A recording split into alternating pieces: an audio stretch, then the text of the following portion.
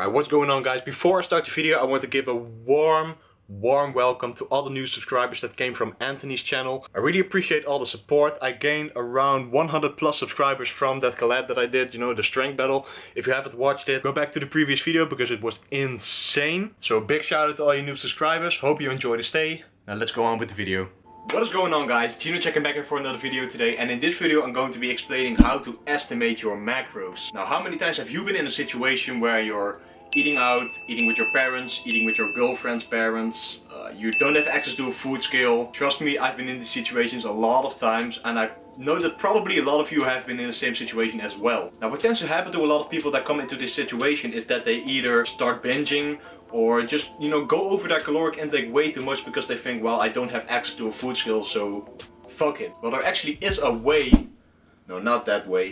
Well, there is actually a way that you can like counter this and estimate the macros that you're eating. So I've selected a couple of really helpful tips so that you guys can start estimating your macros and enjoy life. So let's begin. Right, so the first tip is the biggest tip, and that is to simply get some experience in tracking your macros and weighing out your food. Most of you either don't want to track macros or don't want to weigh out their food, but trust me, it doesn't really work that way. You really need to have some experience in order to, you know, estimate what kind of macros there are in a particular meal that you're eating. Because if you don't have the necessary experience and, you know, never even weighed out any food and tracked it on MyFitnessPal, it'll probably go a little bit something like this. Well, I think this is about 100 calories for the whole jar. How much will this be? I think it's around 100 calories for the whole bag. That's a no-go, guys. So start tracking your food intake and at least get some experience before you start estimating. Alright, tip number 2 is paying close attention to what's on your plate.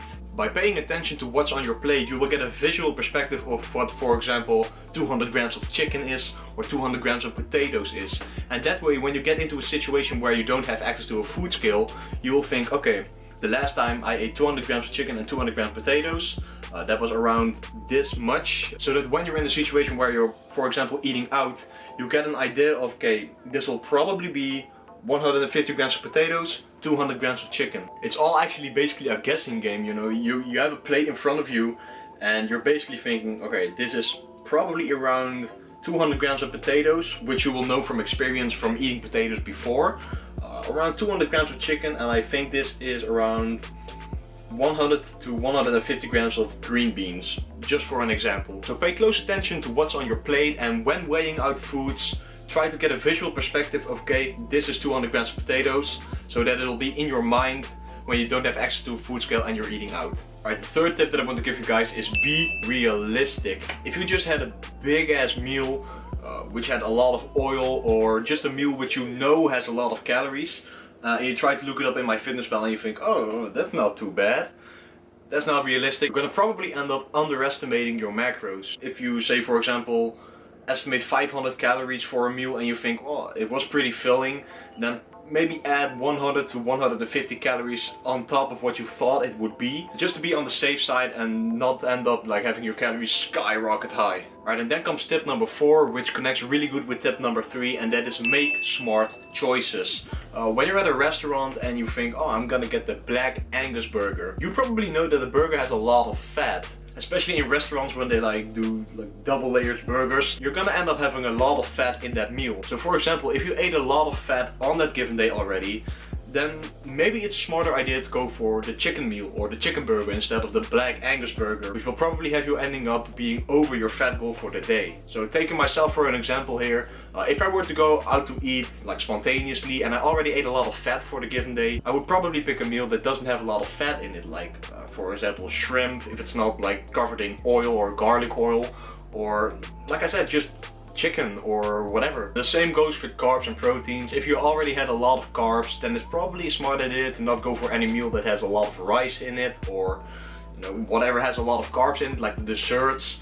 And same for protein. If you ate a lot of protein, even if it's just protein, it will get you above your caloric goal for the day. And that's the only thing that you have to keep in mind. So you could also try to plan ahead, you know, if you already know that you're going out to eat, you can go low fat or low carb during the day so that you can enjoy a really tasty meal at the restaurant. Right, so to sum it all up, you know, you have to get some experience in tracking your macros and, you know, weighing out your food.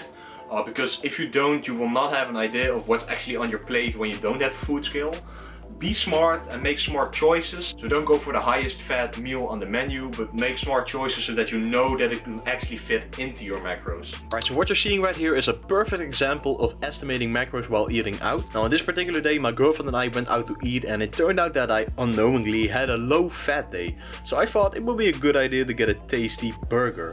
So what I did was I paid close attention to my macros before this meal, spectating how much macros I already ate and what I had left, so that I knew what kind of choices I could make on that day. And then afterwards I looked up the things that I ate on my MyFitnessPal and did my best to estimate how much grams everything was, and went for what I thought was the most realistic entry of the food when it came to the macros. Now I got a comment on one of my previous videos asking how I estimated the macros of the meal I ate at home, which was spaghetti. Now in my opinion, the best way to tackle this is to make spaghetti yourself once, weigh and track all the ingredients very well once, and keep that as a guideline to whenever you're going to eat that meal again. Now I have an entry in my MyFitnessPal, and when I notice that I, for example, have more spaghetti than that last time, I simply add some more grams of spaghetti so that the macros are a bit more accurate. Now by doing it this way, you'll learn to understand food a bit better, and like I said, you'll get a visual perspective of how X amount of food looks like.